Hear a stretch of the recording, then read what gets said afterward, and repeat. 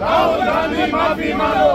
पिछड़ों का ये अपमान नहीं सहेगा हिंदुस्तान। पिछड़ों का ये अपमान नहीं सहेगा हिंदुस्तान। माफी मांगो, माफी मांगो, राहुल गांधी माफी मांगो। माफी मांगो, माफी मांगो, राहुल गांधी माफी मांगो। राहुल गांधी, राहुल गांधी, राहुल गांधी, राहुल गांधी। हाय कांग्रेस, हाय हाय हाय रे कांग्रेस, हाय रे कांग्रेस, हाय रे कांग्रेस, हाय रे कांग्रेस।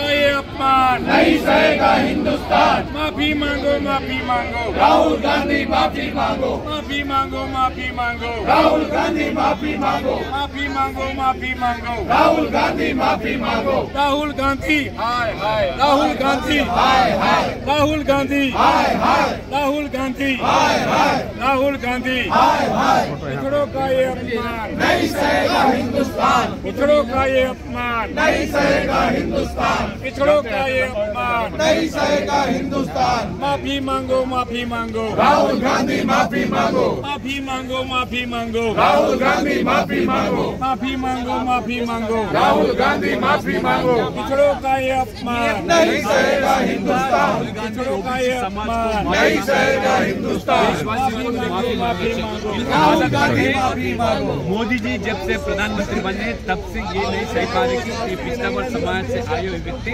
इस देश का प्रधानमंत्री दोबारा बनना।